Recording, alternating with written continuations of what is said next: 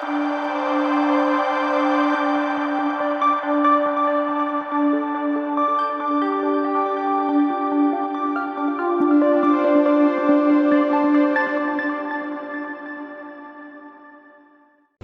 The Lord. സ്വർഗീയ സന്ദേശം എന്ന പ്രോഗ്രാമിലേക്ക് എല്ലാവർക്കും സ്വാഗതം.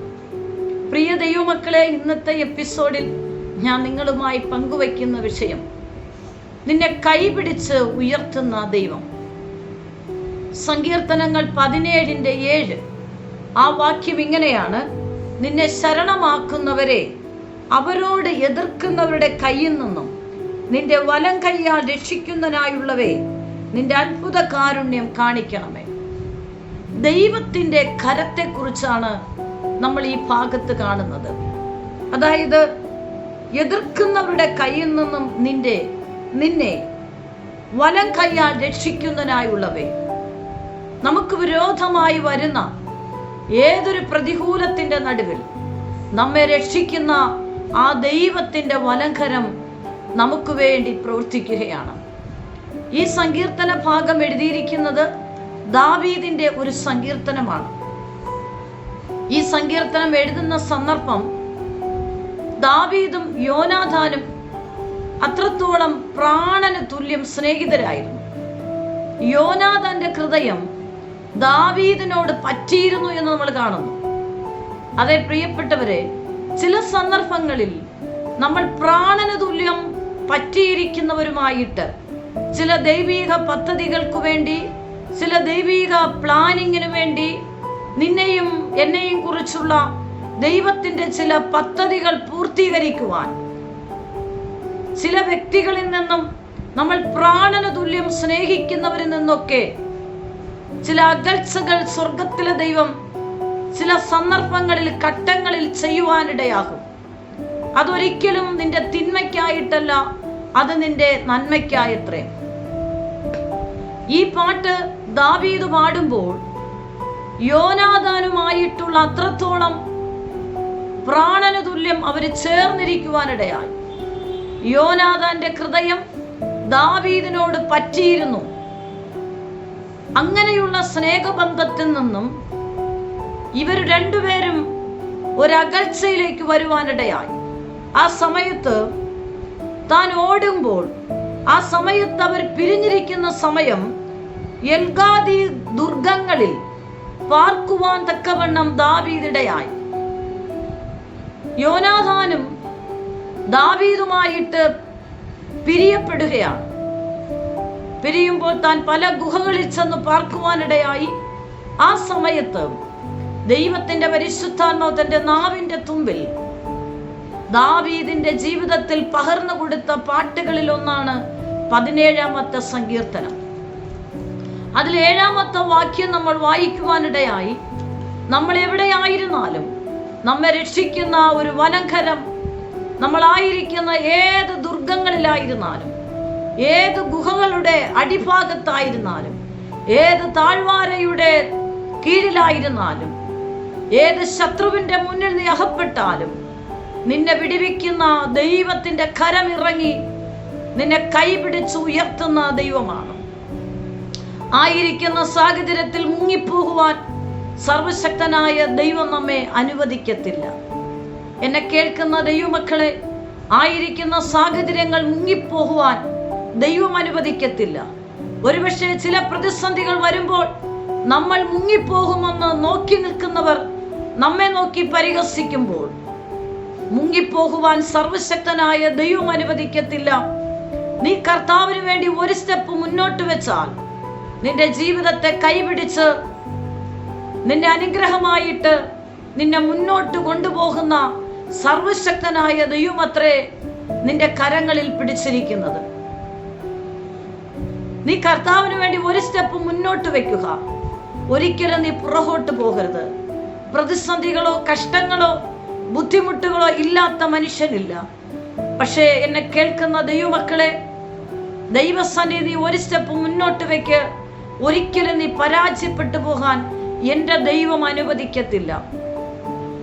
നീ പരാജയപ്പെടും, അല്ലെങ്കിൽ ഇപ്പോൾ പരാജയപ്പെടുകയാണ് എന്ന് നീ ചിന്തിച്ചാലും, ചുറ്റും നിൽക്കുന്നവർ നോക്കി നിന്നെ പരിഹസിക്കുമ്പോൾ അവർ കാണത്തക്ക രീതിയിൽ ദൈവത്തിന്റെ വലംകരം ഇറങ്ങി വന്ന് നിന്നെ രക്ഷിക്കുന്ന സർവശക്തനായ ദൈവമാണ്.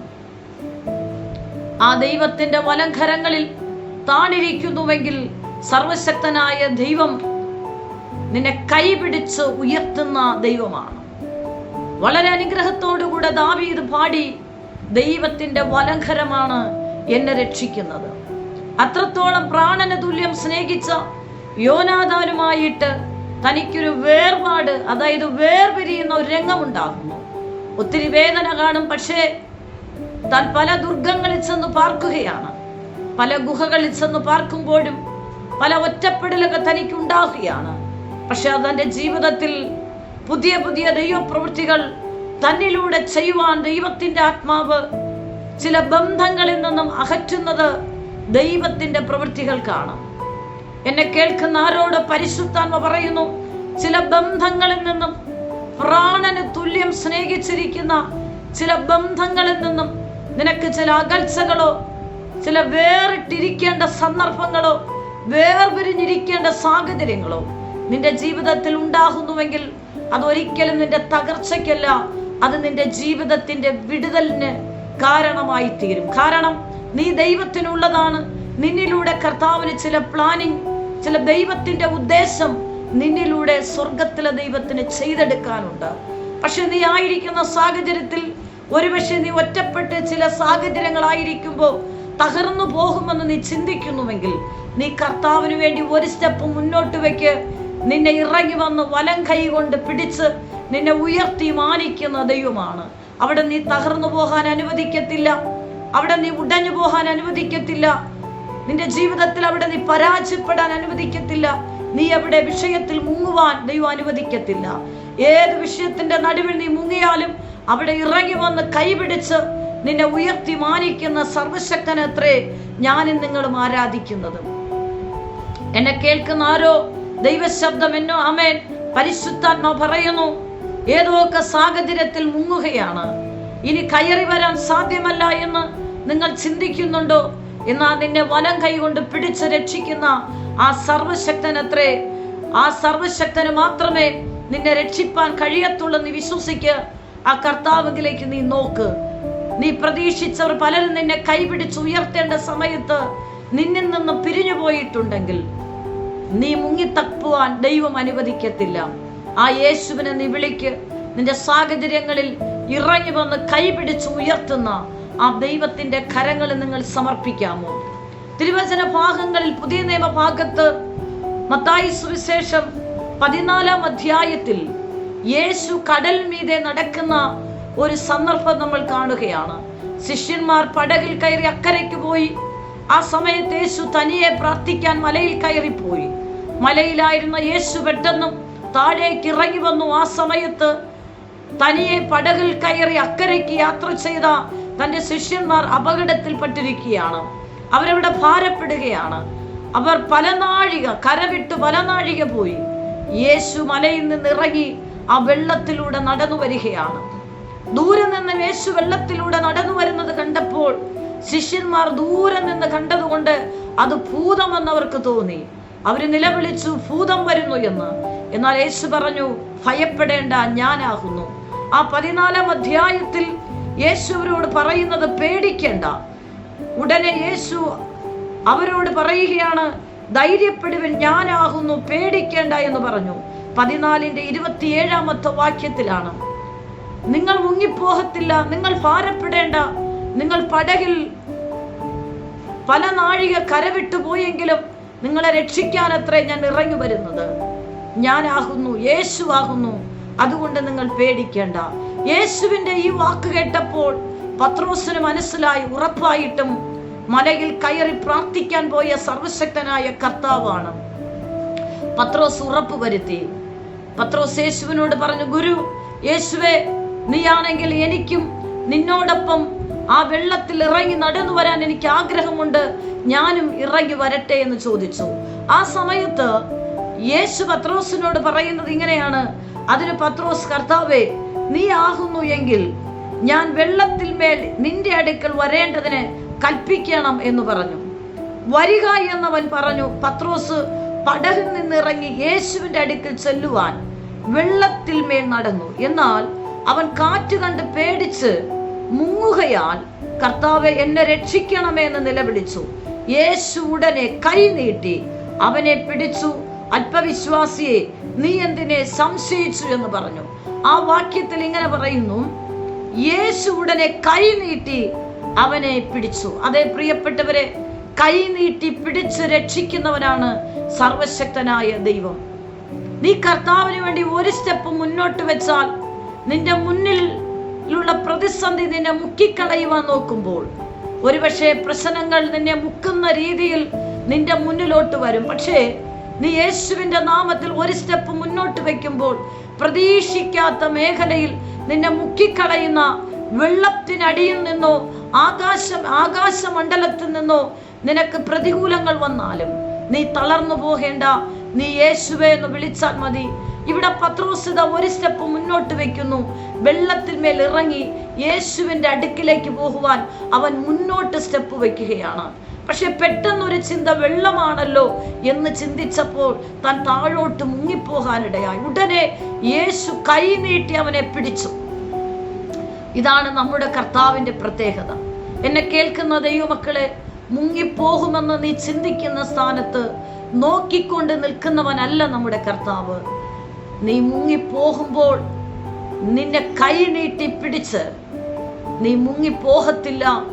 നീ എനിക്ക് വേണ്ടി ഒരു സ്റ്റെപ്പ് മുന്നോട്ട് വെച്ചതുകൊണ്ട് ഒരിക്കലും നീ മുങ്ങിപ്പോകുവാൻ, നീ തകർന്നു പോകുവാൻ മകനെ മകളെ ഞാൻ നിന്നെ അനുവദിക്കത്തില്ല. എന്നെ കേൾക്കുന്ന ദൈവമക്കളെ, കർത്താവിന് വേണ്ടി ഇറങ്ങിയിട്ട് വർഷങ്ങളായി, പക്ഷേ ജീവിതത്തിൽ പ്രശ്നങ്ങളാൽ മുങ്ങുകയാണോ? നീ കർത്താവിന് വേണ്ടി ഒരു സ്റ്റെപ്പ് മുന്നോട്ട് വെച്ചിട്ടുണ്ടെങ്കിൽ ഒരിക്കലും ആ പ്രശ്നം നിന്നെ മുക്കിക്കളയുകയില്ല. മറിച്ച് നീ പ്രശ്നത്തെ മുക്കുവാൻ സർവശക്തനായ കർത്താവ് നിനക്ക് കൃപ നൽകും. ഇവിടെ പത്രോസ് യേശുവിന്റെ അടുക്കിലോട്ട് പോകാൻ താൻ സ്റ്റെപ്പ് മുന്നോട്ട് വെക്കുകയാണ്. പെട്ടെന്ന് താൻ മുങ്ങിപ്പോകുമെന്ന് കണ്ടപ്പോൾ, പ്രശ്നങ്ങളാൽ വെള്ളത്തിൽ മുങ്ങിപ്പോകുമെന്ന് കണ്ടപ്പോൾ യേശുവിന്റെ കൈ പിടിച്ച് ഉയർത്തുകയാണ്. നിന്നെ കൈ പിടിച്ചു ഉയർത്തുന്ന ദൈവമാണ്. നീ പ്രശ്നങ്ങളുടെ നടുവിൽ തകർന്നു പോകുവാൻ ഉയരത്തിലെ ദൈവം അനുവദിക്കത്തില്ല. ദൈവത്തിന്റെ പരിശുദ്ധന്മാരോട് പറയുന്നു, ഏതൊക്കെ വിഷയത്തിൽ മുങ്ങിപ്പോകും, തകർന്നു പോകുമെന്ന് നിങ്ങൾ ചിന്തിക്കുന്നുവോ? ദൈവത്തിന്റെ പരിശുദ്ധാത്മ പറയുന്നു, നിങ്ങൾ തകർന്നു പോകത്തില്ല. നീ കർത്താവിൽ തന്നെ ഉറച്ചു നിൽക്ക്. നീ പ്രതിസന്ധിയാണെങ്കിലും ഒരു സ്റ്റെപ്പ് നീ മുന്നോട്ട് വെക്ക്.